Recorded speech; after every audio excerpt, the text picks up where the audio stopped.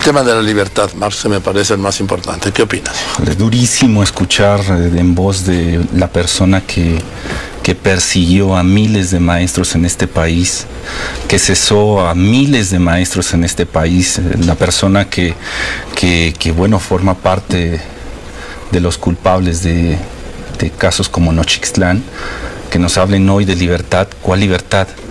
La libertad de utilizar la normativa como si fuera un garrote para tratar de atacar al magisterio.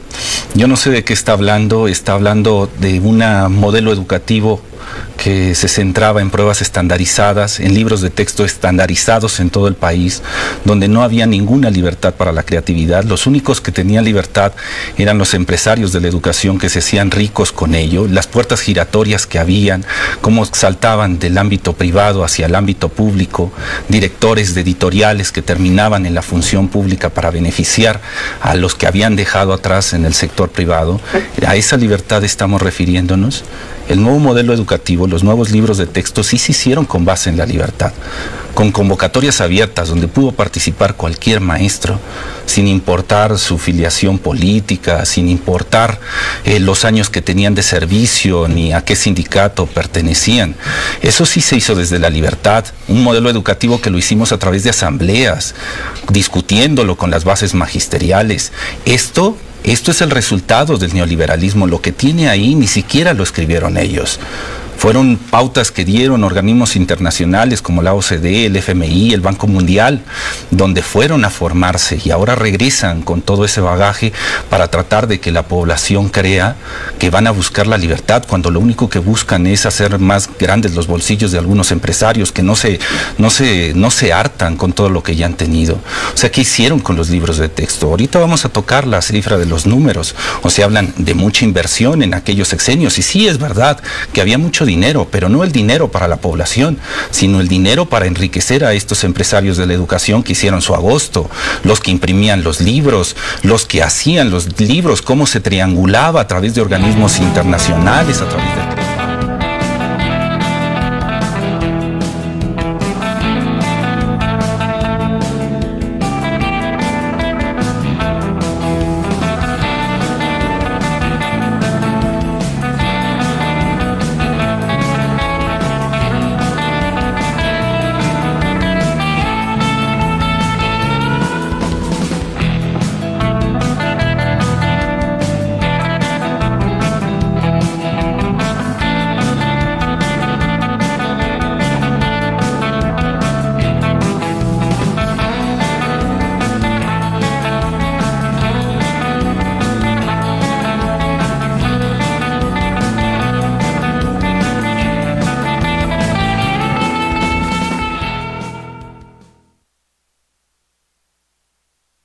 Mira, déjame meter las manos. ¿Ya estamos?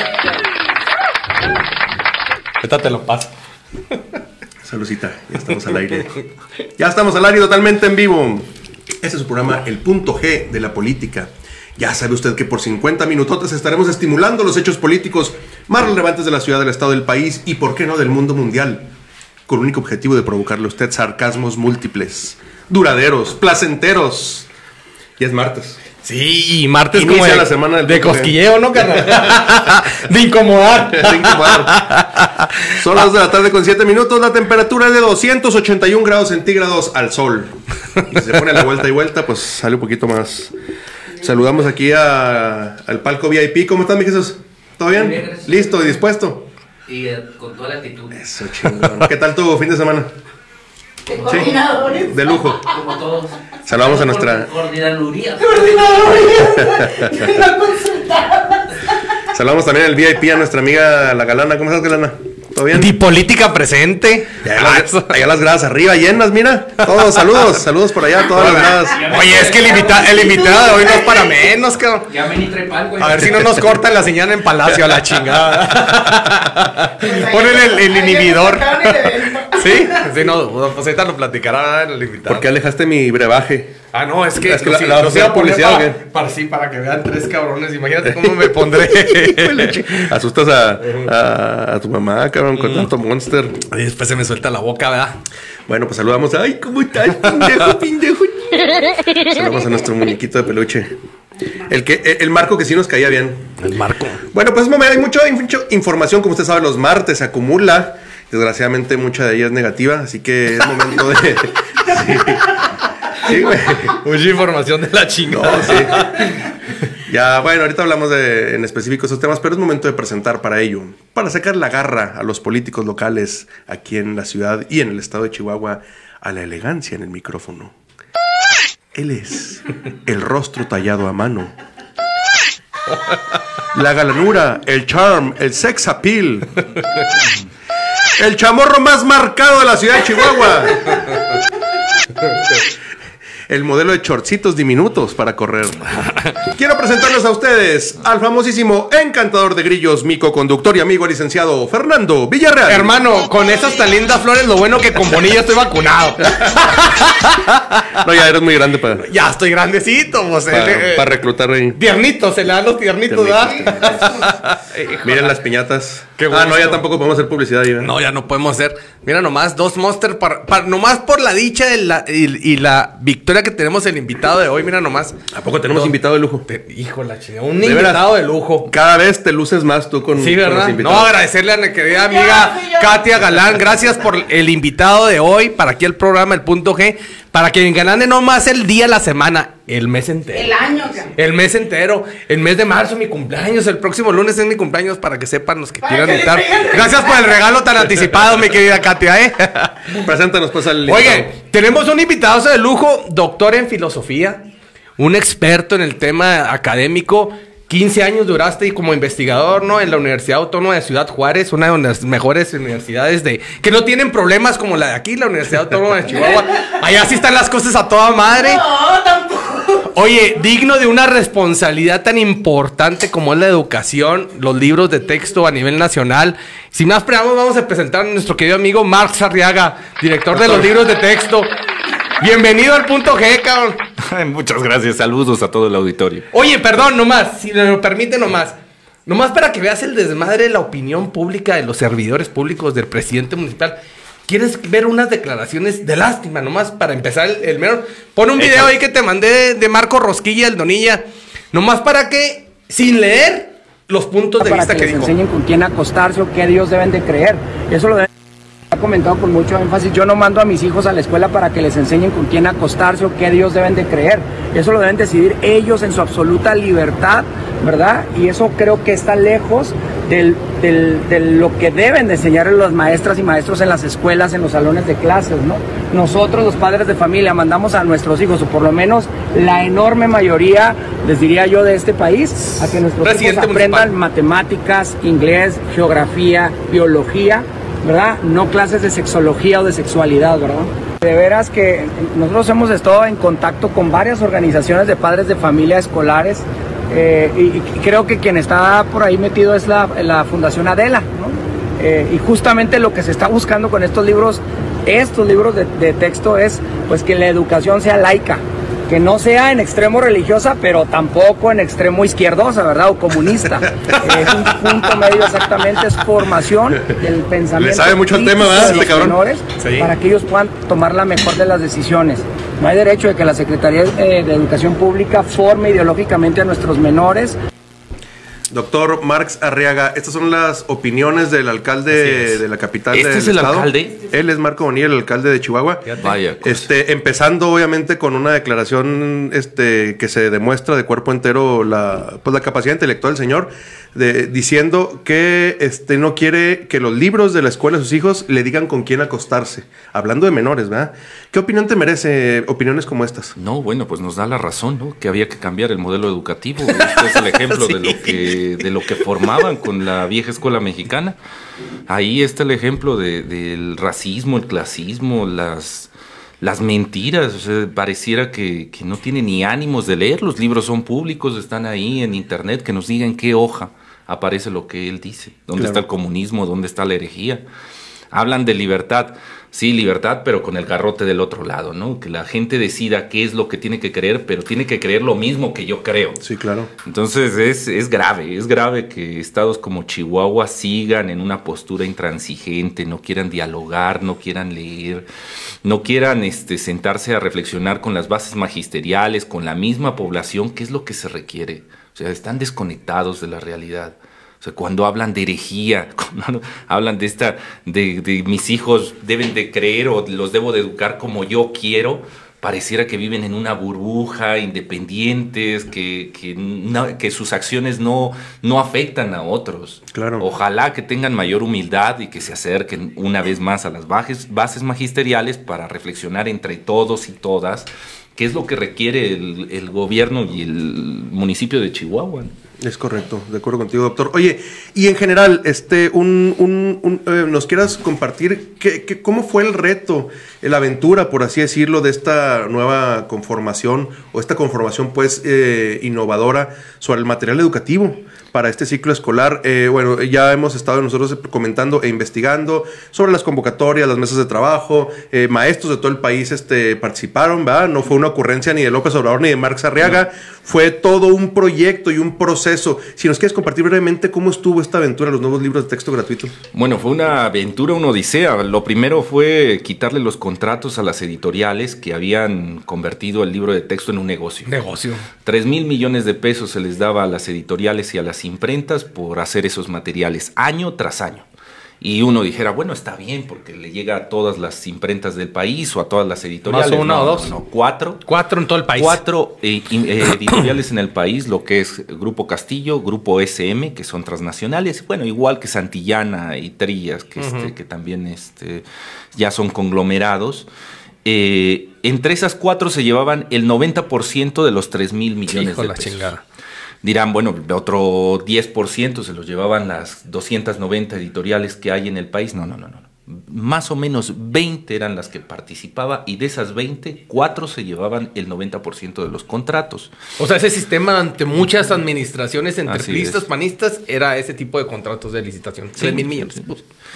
Y a eso habría que sumirle las organizaciones civiles, los medios de comunicación, revistas como Grupo Nexos o Letras Libres, que también tenían las manos metidas para la triangulación de esos dineros, y hasta organismos internacionales, en donde en lugar de acercarse al magisterio y preguntarles cómo deberían ser los libros de texto que tú vas a utilizar en el aula, iban y le decían al CERLAC o a UNESCO, ¿cómo logro triangular el dinero para generar un sobreprecio? Y tú le pagas a los maestros que sea el que diseñen estos materiales, y aquí simulamos el gasto público, ¿no? Entonces ese fue el primer reto a enfrentar, quitar esas malas prácticas, decirle al magisterio que por qué necesitábamos que las editoriales nos marcaran el rumbo de la educación.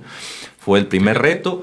Los golpes fueron durísimos porque allí estuvieron todos los medios de comunicación, en especial Letras Libres, y periódicos como El Universal, El Reforma, medios de comunicación como Televisión Azteca, que todos los días estuvieron golpeteando con mentiras, que los libros les faltaba matemáticas, que les faltaba español, que tenían una ideología comunista, las mentiras que acabamos de escuchar de su presidente municipal.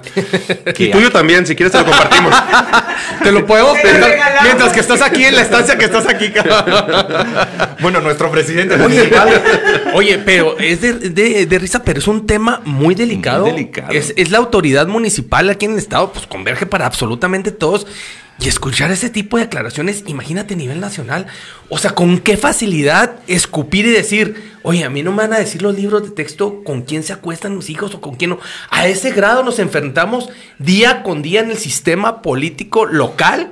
No nomás en el de la administración pública, sino en el de los medios de comunicación, en ese sistema. Y bajo ese sistema no nomás fue lo mediático, sino también inclusive las organizaciones empresariales. Se reunieron a un día después, sin saber ni haber leído un solo libro de texto, a decir y exponer, aquí nos oponemos directamente a los libros de texto. Eso es lo que luchamos ya con día aquí en Chihuahua. Sí, y ahora que pasó todo y que ya tuvieron los libros los maestros en las manos y los tutores ya los tienen sus hijos, ya que pasó todo esto y que nos dimos cuenta, o sea, porque leímos esos libros y que todo era mentira, ¿cuándo van a pedir perdón? por el daño que hicieron. Claro, un daño que ya quedó. Para quienes apenas nos esté, bueno, ya no se dice sintonizando, le acaba de dar clic a nuestro programa, estamos platicando con el doctor Marx Arriaga, es el director general de materiales educativos de la Secretaría de Educación Pública, obviamente hablando del gobierno federal. Doctor, un año antes de esta actual administración, ya había habido una reforma profunda en la política educativa del país. Unos dicen que nada más era una cuestión laboral con la docencia y no de la materia en sí, ¿verdad? De la educación. ¿Por qué de esa reforma de la llamada aprendizaje es clave, el sistema curricular de aprendizaje es clave, ven ustedes, quienes dirigen la política educativa del país, la necesidad de hacer otra reforma también importante, de gran calado? ¿Qué es lo que vieron ustedes, pues, que necesitaba México? Eso para darle preámbulo a que nos platiques lo que es la nueva escuela mexicana, pues. Sí, lo vimos, y no solamente gobierno federal. Hay que decir que las bases magisteriales desde el 2013 se movilizaron porque veían que la reforma que impulsan aquellos gobiernos, pues solo tenía que ver con lo laboral, una manera en cómo privatizar la educación, cómo sacar al magisterio de las aulas, cómo cerrar las escuelas públicas y decirle a la sociedad que si queremos una educación de calidad, eso solo lo pueden dar las escuelas privadas. Total. Esa reforma que se impulsa en el 2013 y que se viene abajo en el 2018-19 con la reforma a la Ley General de Educación y al artículo 3º, cierra esa etapa gris, negra, en donde hubo represión hacia el magisterio, en donde se le pedía a la población que aceptara, que legitimara el correr a miles y miles de maestros que no estaban bien capacitados. Maestros que por décadas se habían echado la responsabilidad en la espalda de la formación de la ciudadanía. Para esa gestión, esos maestros ya no servían. Había que reemplazarlos por otros. Y uno decía, bueno, ¿y esa cantera, esos nuevos profesores de dónde van a salir? Bueno, salen de las escuelas privadas. Entonces, no era el Estado, vamos a reponer con un nuevo magisterio, que desde ahí era una cuestión indignante de aquellos maestros que por años habían estado frente a grupos que les dijeran adiós, muchas gracias, claro, pero retírese a su casa. Pero tampoco era vamos a mantener esas plazas, no, vamos a desaparecerlas. Vamos a desaparecer ese sistema educativo para que las escuelas privadas, tanto los conglomerados grandes, o sea, estamos pensando en Grupo Monterrey, como las pequeñas, estas escuelas patito que encontramos en cada una de las colonias, pues crecieran. Que la educación se convirtiera en un negocio, esa era. Que hubiera un libre mercado en el ámbito educativo. Bueno, en el 2018-19, con la entrada del nuevo gobierno, el magisterio le había colocado en la mesa que el cambio, se requería un cambio en las cuestiones de políticas públicas en educación, y así se hizo. Y algo que se pedía era que no solo quedara en lo laboral, o sea, sin duda se tenía que reivindicar el rol del maestro en la cuestión laboral, en sus salarios, en dignificando, diciéndole, bueno, tu salario y tu puesto está garantizado porque ya lo ganaste, concursaste por una plaza, claro, ya es tuya, y entonces no te voy a estar examinando año tras año para ver si te quito la plaza, si te la regateo o no. Ellos también pedían que hubiera un cambio en la manera en cómo se enseñaba en las aulas, porque en el modelo anterior estaba centrado en un trabajo individual. Cada estudiante se responsabilizaba en su educación, en su aprendizaje. Y en ese modelo, pues los que más estudiaban obtenían las mejores calificaciones y avanzaban en el modelo educativo. Mientras que los rezagados, aquellos que por una condición cultural, una condición lingüística, una condición económica, socioeconómica, incluso su contexto, ¿verdad?, se rezagaban del modelo educativo, bueno, pues eran los rechazados de primaria, de secundaria, de educación media, de educación superior.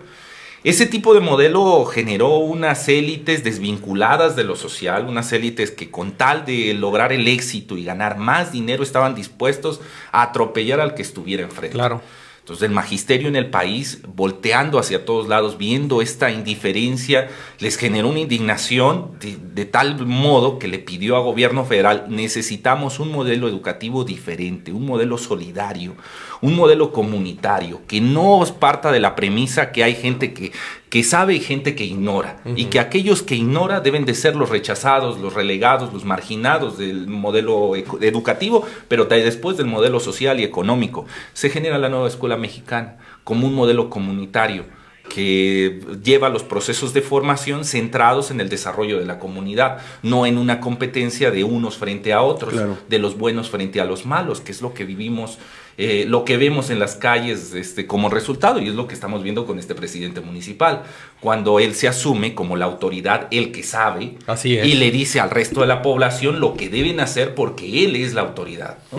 Yo recuerdo un audio que filtró el Puntero, si no mal recuerdo, ¿no? Cuando Sandra Gutiérrez, Sí, la de titular de educación. la titular de educación, les dice a sus subalternos: nosotros debemos ejercer la autoridad porque somos las autoridades educativas. En ese sentido se entendía la educación, de que había Autoritarismo. un autoritarismo. La nueva escuela mexicana se abre y le dice al magisterio: desde tu realidad, desde tu territorio, con tu comunidad, vayan construyendo y no vayan dejando gente relegada. Claro. O sea, vayan haciéndolo de manera solidaria y vamos trabajando en un modelo donde no se centre en el dominio de los contenidos, en la memorización, en estudiar para pasar un examen, y generar un modelo que se centre en la formación de una persona que resuelve problemas sociales, que aprenda español, que aprenda matemáticas, pero que las aplique en los problemas que tiene en su comunidad. Pero para eso necesita identificar cuáles son los problemas que tenemos. Claro. Si vivimos en una burbuja Exacto. en donde creo que yo estoy bien y yo trabajo para salir adelante y no me importa lo que pase con el vecino, bueno, pues entonces en ese individualismo pues viviríamos como en la selva y que cada quien se rasque con sus propias uñas. Oye. Pero en una comunidad donde vamos todos de manera solidaria, debemos de ser conscientes de qué es lo que le sucede al otro, cuáles son sus problemas y cómo podemos resolverlo.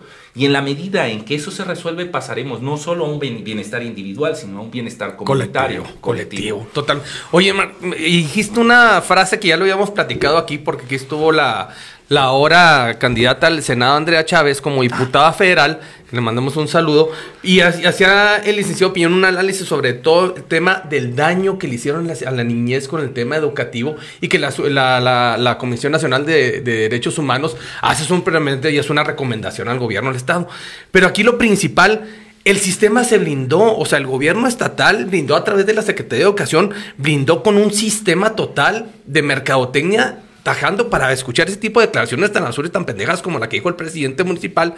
Pero desde tu punto de vista, desde tu gobierno federal, ¿cuál era el plan B? Cuando teníamos un sistema educativo judicializado a expensas, ¿cómo resarcir ese daño? Porque duraron 2-3 meses, mientras que la resolución judicial determinó que se entregaran los libros. Pero ¿cuál era el plan B por parte del gobierno federal? Porque eran nomás 2 estados los que estábamos lacerados en el tema de la niñez chihuahuense principalmente. No, bueno, el daño continúa, porque aunque la recomendación y los jueces han fallado en favor del gobierno federal, que era normal, porque ellos hablan de la legalidad y seguir las leyes, pero solo las siguen cuando les conviene. El artículo 3º es claro, y la responsabilidad de la educación no cae en el municipio ni cae en el estado, cae en la federación, a través de la Secretaría de Educación Pública.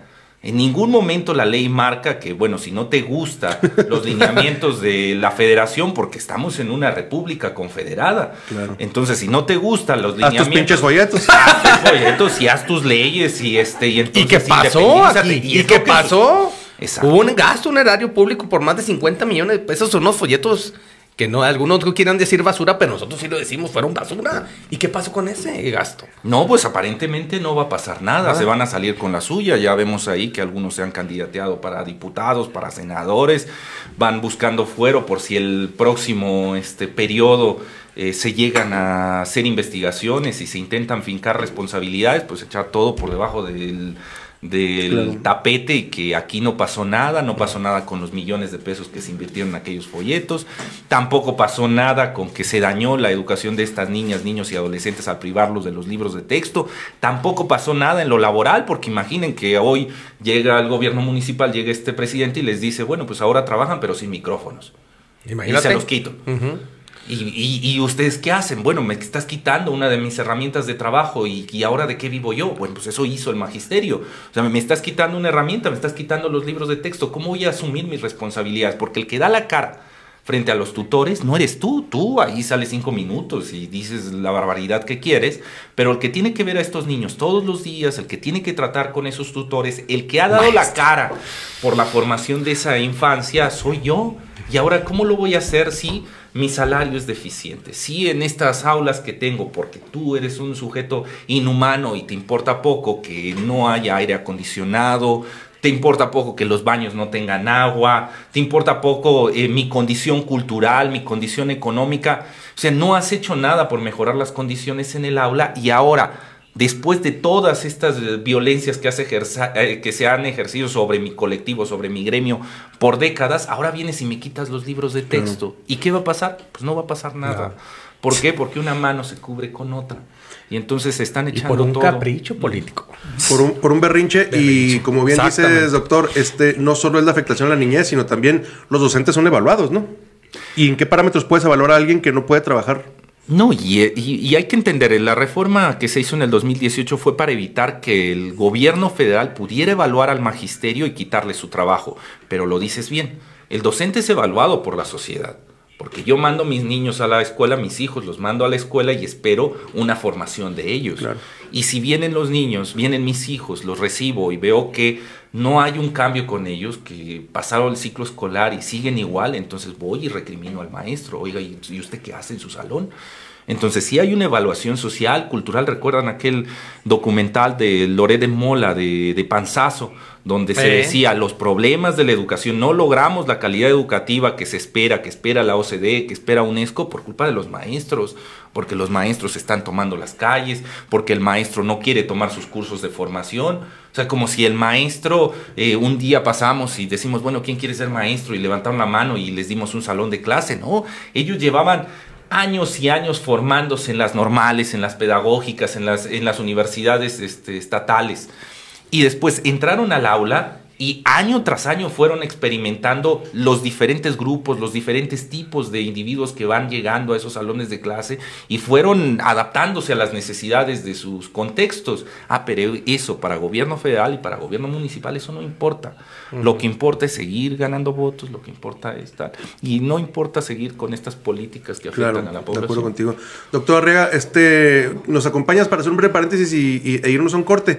Vámonos a un corte, regresamos en medio minuto, no se vaya, estamos con un invitado de lujo, pero hay que vender.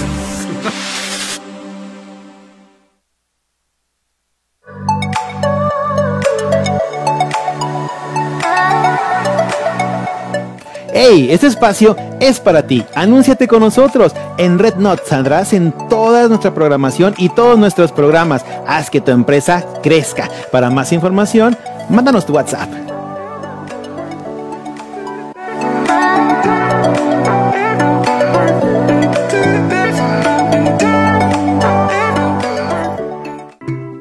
Conexión Ciudadana, el espacio donde abordaremos temas candentes de política y daremos voz a las denuncias ciudadanas. Los espero todos los martes en punto de las 3 de la tarde por Red Not. Hola, ¿qué tal? Yo soy Pamela Orozco. Y yo, Karen Ávila. Y juntas hacemos Entre Amigas. Y te queremos invitar a que sigas nuestro programa todos los martes en punto de las 6 de la tarde. Donde conocerás grandes emprendedoras de Chihuahua. Aquí, por Red Not. No te lo pierdas.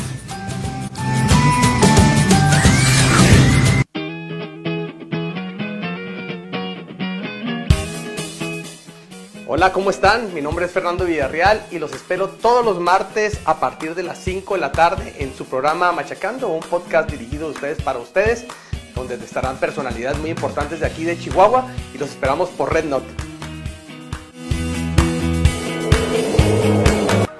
Reparación de celulares sin mentiras. Ya no vaya con los cambiapiezas de siempre, venga con los profesionales. Estamos en Josué Neri Santos 112, Colonia Centro. Llámenos al 614-132-5955.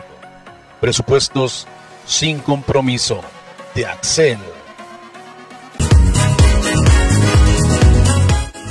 Hola, soy Lalo el Tanque Valdés de Estampas Futboleras de Chihuahua y te invito todos los martes a las 7 de la tarde a que nos veas aquí por Red Not.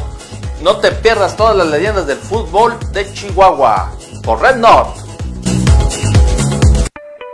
Crea tu programa de televisión o podcast con nosotros para que tu voz vaya mucho más allá y tus ideas se escuchen mucho más fuerte.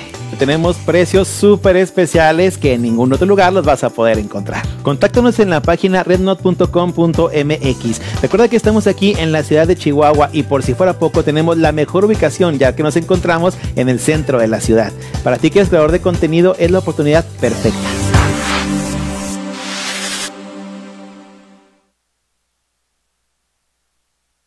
blanco. Sí me hace falta poquito aquí. Bueno, saludando otra vez, agradeciendo a nuestra querida amiga y compañera Katia Galana, porque ella hizo las gestiones para tener aquí a nuestro invitado, el doctor Marx Arriaga. Una peluca. Ándale, una peluca.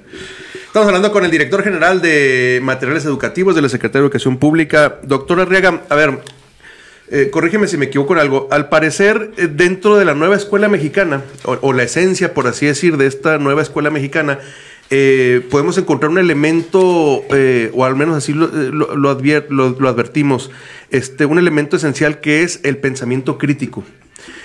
Se procura que nuestras niñas, niños y adolescentes se vayan formando con ese hábito de cuestionar las cosas, de cuestionar su contexto, de cuestionar los fenómenos, de cuestionar los hechos, tanto sociales, incluso naturales, y ponerle un porqué a cada cosa y que ellos puedan, mediante una reflexión personal, llegar a formar una postura.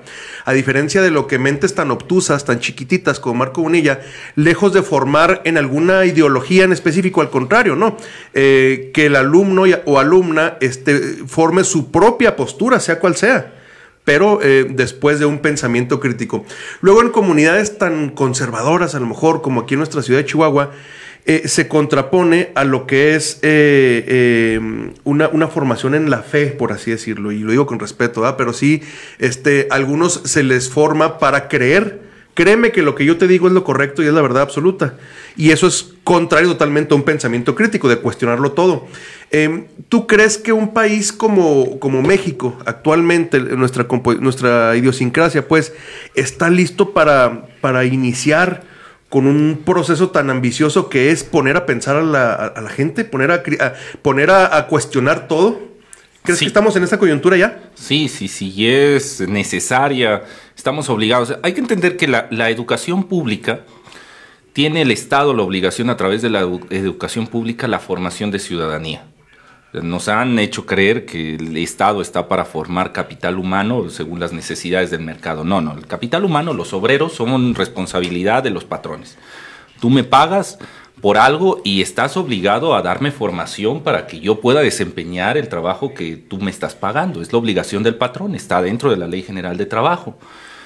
Aquí y en otros países, la responsabilidad de la formación del obrero no es responsabilidad del Estado, es responsabilidad de la patronal. El Estado no está para formar obreros, ni obreros bien pagados ni mal pagados, que en estos países tercermundistas, pues generalmente nos obligan a la formación del capital humano mal pagado que va a necesitar las transnacionales. Entonces, el pensamiento crítico que está formando la nueva escuela mexicana es para la formación de ciudadanía, una ciudadanía solidaria, una ciudadanía responsable, que cuando ve una injusticia, que es capaz de contemplar las injusticias, que no va en la vida con una venda en los ojos que se la ponga la cuestión religiosa o la cuestión política o la cuestión cultural, sino que es consciente, va viendo lo que sucede en su entorno y va tratando de resolverlo. Eso es lo que la ciudadanía que está conformando la nueva escuela mexicana, una ciudadanía con conciencia crítica, que frente a los problemas sociales no actúa con apatía o no actúa como si estuviera cegado y creyera que todo está bien, que cuando vea un problema, cuando vea una injusticia, haga algo para tratar de resolverlo. Pero ese tipo de ciudadanía no se da por una generación espontánea, necesitamos educación. Sucede en la casa, con una familia que sea consciente que hay problemas sociales, que los hijos se van a enfrentar a problemas sociales y que les vaya generando una conciencia crítica para enfrentarlos, y esto debe de potenciarse con la formación de ciudadanía que se hace en la escuela pública. Esa es la intención. Muy bien. Oye, Marc, mira, pusieron ahí una lámina, pero fíjate nomás, el estado de Chihuahua ocupa, ya estamos casi en el tercer lugar a nivel nacional en cuanto al tema de delincuencia. Obviamente estamos en el estado en llamas en todos los aspectos de delitos de alto impacto, no nomás de alto impacto, en todos los niveles, ¿no? Pero qué lamentable que en esta administración se implemente una plataforma centinela con un endeudamiento de 4.800 millones de pesos. Pero bueno, a lo que voy es, fíjate nomás la represión, en vez de los elementos policíacos, estar vigilando a los ciudadanos, no a los chihuahuas, dándoles las garantías de seguridad.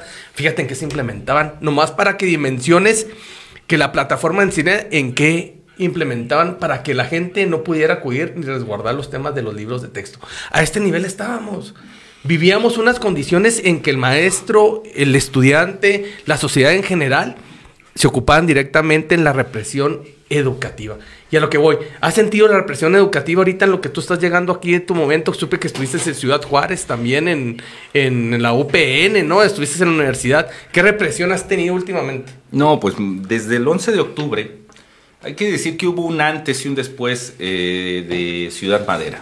O sea, la nueva escuela mexicana no es la misma después del 11 de octubre, fecha en donde los compañeros de Ciudad Madera van y toman los libros de texto del almacén donde los resguardaban en Ciudad Madera. Ahí cambió la nueva escuela mexicana en todo el país. Porque fue referente. Sí, fue referente. Hay que decir que Chihuahua cambió las reglas del juego en cuestión al modelo educativo. Anterior al evento de Ciudad Madera, la nueva escuela mexicana se encontraba en la reflexión retórica. Así, una utopía, vamos a formar un pensamiento crítico, la conciencia de los problemas sociales.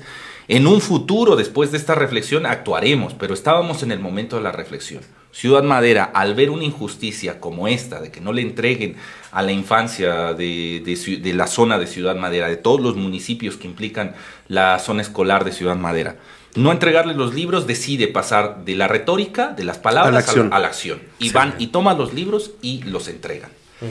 Ese hecho que para muchas partes de la República pasó así oculto, porque los medios de comunicación no quisieron consignarlos, no los grandes medios, o sea, fueron gente como ustedes que estuvieron ahí dándole seguimiento. Eso cambió las reglas del juego y ahí tuvo mucho miedo los gobiernos conservadores, porque se dieron cuenta que la nueva escuela mexicana podía formar una ciudadanía diferente, una ciudadanía que ya no iba a estar sumisa esperando a ver las autoridades qué era lo que decidían, cuál era el capricho de esas autoridades, sino formando una ciudadanía diferente. Entonces, ¿qué hicieron? Trataron de que Ciudad Madera se apagara, que no esto no fuera a irradiar hacia Ciudad Juárez, en especial hacia Ciudad Juárez, que era el otro centro que si detonaba, pues podía generar toda una transformación, no solo educativa, sino a nivel político en el estado. Y peor aún, imagínense un estado como el de Chihuahua irradiando todo este modelo a toda la República. ¿Qué pasaría si Oaxaca se entera de esto, si Chiapas, y Veracruz, y Guerreros, y Michoacán? Entonces trataron de ocultarlo, pero no lo lograron. No. Hoy la nueva escuela mexicana tiene un nuevo brío, los maestros se dan cuenta que no hay límites, que no hay barreras imposibles de franquear, que gente como Madera nos pusieron el ejemplo de que podemos hacer grandes transformaciones, y en eso están. Y lo vemos en todo el país, ejercicios de la nueva escuela mexicana sorprendentes, donde el maestro encara a las autoridades, encara los problemas que hay de violencia de género, de represión en cuestión a cómo se estructuran los diferentes tipos de familia, los problemas que encuentran de medio ambiente, los problemas que encuentran en la discriminación de las comunidades originarias, múltiples problemas que hay en nuestros territorios, en donde los maestros a través de la nueva escuela mexicana están tomando acciones, los estudiantes están proponiendo cosas, y eso es sorprendente. Entonces, la nueva escuela mexicana ya no es un discurso retórico, no es solamente un buen sueño,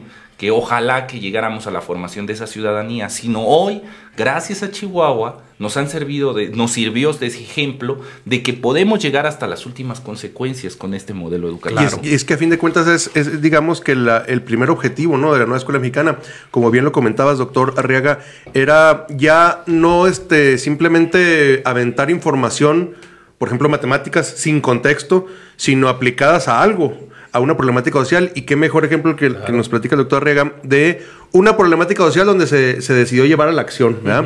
Oye, doctor, pero a ver, volviendo al tema de los objetivos educativos y del aprovechamiento, no sé si estén de acuerdo conmigo, pero en los últimos generaciones o años se ha visto a lo mejor un poco disminuido la facilidad del alumna para algunas cuestiones técnicas, como incluso el tema de la lectoescritura. Después de la pandemia, yo creo que fue un reto, bueno, fueron varios retos, ¿no? Desde volver a equipar las aulas saqueadas, desde combatir la deserción escolar. De por sí hay muchos alumnos, alumnas que estaban con cualquier pretextito para abandonar la escuela. Viene la pandemia y pues obviamente se da de forma natural la deserción, ¿verdad? Y eso provoca cierto rezago también en cuestiones como la lectoescritura. Luego viene aquí en 2 estados y nos quitan los libros de texto. ¿Hay desde la Secretaría de Educación Pública, hay alguna política o alguna estrategia para ponernos a mano con este rezago de los niños, niñas y adolescentes que han tenido en su educación? Sí, y hay que decir que no solamente el gobierno federal, o sea, aquí el gran responsable o el que históricamente se ha echado la educación en la espalda, pues ha sido el magisterio. Cuando pasa lo de la pandemia, y previo a ello, todos los problemas que implicaba la pérdida de servicios en los salones, el que no hubiera luz, el que no hubiera agua, el que no estuviera en las condiciones, el maestro lo iba solventando, o sea, se iba desarrollando, se iba formando el estudiante a pesar de que no estaban las condiciones adecuadas. Y aquí pasó lo mismo, el magisterio en todo el país ha estado empujando para que aquello que sucedió en el periodo de la pandemia pueda resolverse, pueda solventarse. Y desde, pues en el caso de materiales educativos, pues tratamos los libros de texto, vienen proyectos para tratar de apoyar en las estrategias que está haciendo el maestro frente a grupo para ese tipo de cosas. Entonces sí, hay que decir que es un trabajo en conjunto y que el gran actor que generó ese cambio ha sido el magisterio, ¿no? Para tratar de resarcir todos esos daños. Oye, Fernando, ¿y cómo le haremos para ayudarle a Marco Bonilla y a Carlos Olson? Sí. Para que entiendan cosas, la diferencia, por ejemplo, entre educación sexual y pornografía, güey. Porque están muy confundidos. Muy delicado. Oye, pero fíjate que el punto que sí nos ponemos de pie y que nos enorgullece a todos nosotros como sociedad y sobre todo como el sistema chihuahuense fue la respuesta de la ciudadanía al forma de recaparar las firmas donde hacen una congregación entre maestros y piden a la ciudadanía que firmen y se plasmaron más de 100,000 firmas en menos de una semana y que se las llevaron directamente a los titulares de organizaciones aquí en el estado y yo creo que ahí fue cuando dijeron una patalea para atrás, o nos recomponemos o nos va a cargar la chingada porque la sociedad ya demandaba desde el inicio sus libros, güey.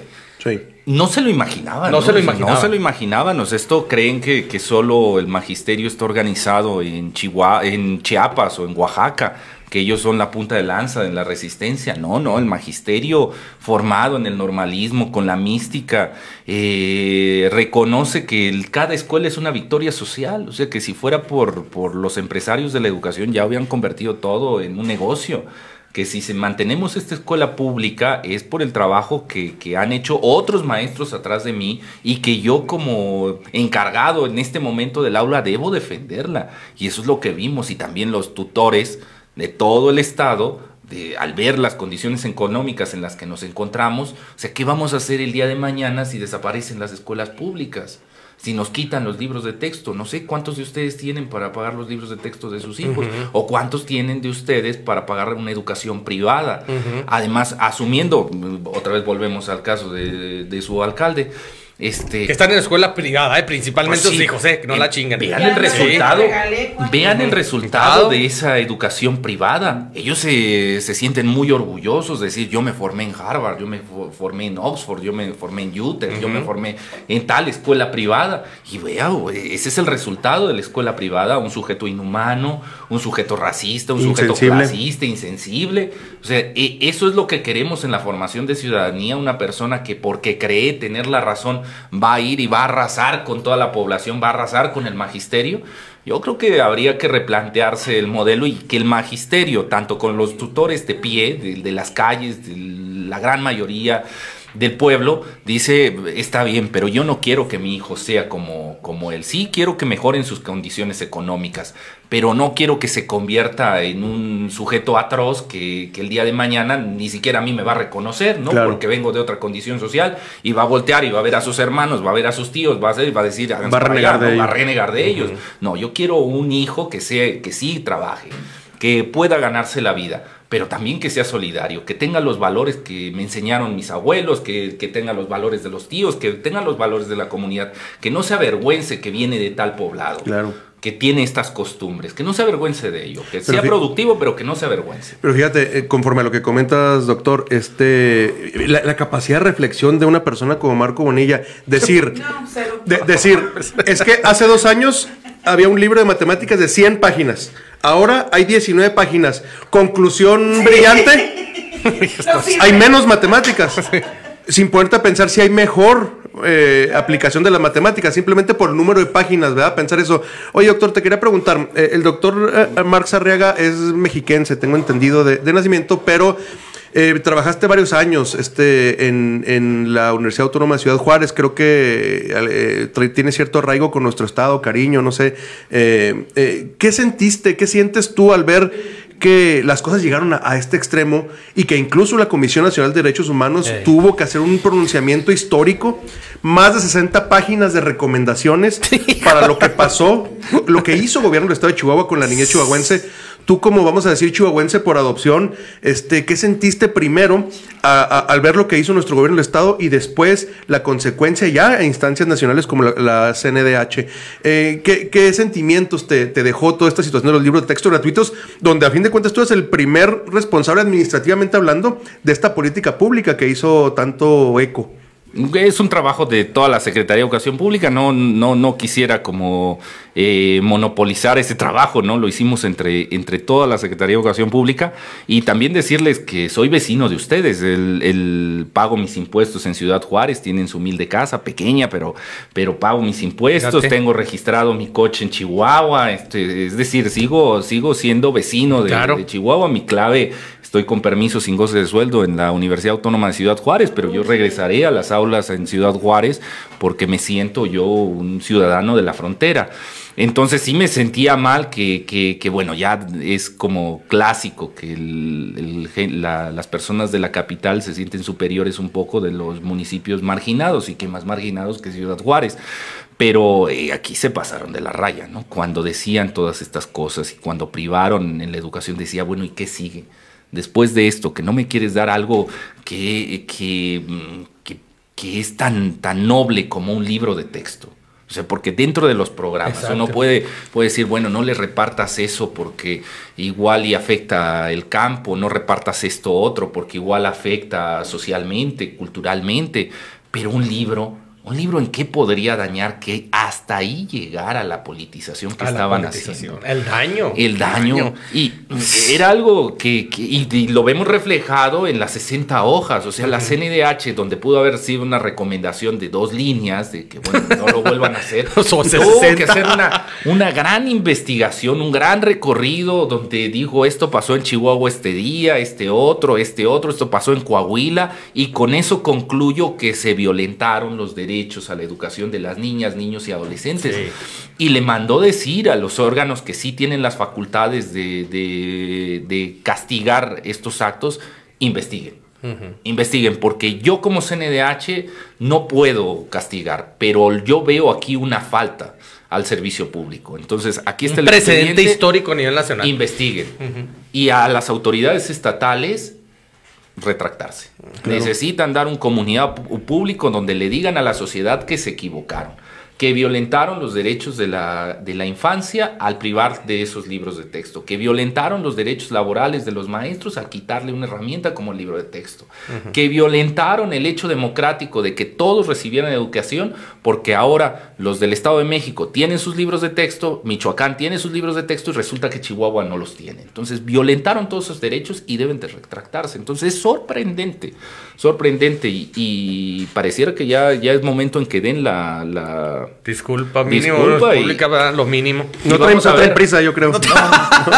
Oye, pues ya para terminar casi nos vamos. Oye, qué triste y qué delicado que la titular de la educación aquí en el estado se ha egresado de una normal de Saucillo y que hayamos permitido y que se haya lacerado tan fuertemente la niñez de los niños a través de esa sugerencia de limitar los libros de texto. A ese grado estamos en Chihuahua. Bueno, pero hay que también decir de la compañera Sandra, sí, que es el resultado del momento histórico que estamos viviendo y que el normalismo a nivel nacional ha formado una cantera excelente, y que bueno, Sandra ha cometido sus errores y tendrá que ser juzgada, pero que el normalismo en este país sostiene la educación pública y que ahí tendrá Sandra en su momento que hablar con los compañeros, las compañeras en especial de aquella normal y decir por qué hizo lo que hizo.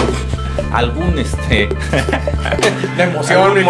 algún motivo tendrá, pero que hay que tener el reconocimiento del normalismo y tener confianza en ello. Claro, que la historia juzgue en lo individual los funcionarios que tomaron esas decisiones. Doctor Marx Arriaga, director general de materiales educativos de la Secretaría de Educación Pública, muchas gracias por haber estado con nosotros. No, un placer, mi querido. Es un orgullo, para aquí el punto G. Enhorabuena, que se repita. Y después de tantas y tantas cosas con la educación, pero sobre todo del invitadazo, el lujo que tuvimos hoy, yo no sé cómo andan ustedes, pero yo me retiro sumamente extasiado. Buena tarde.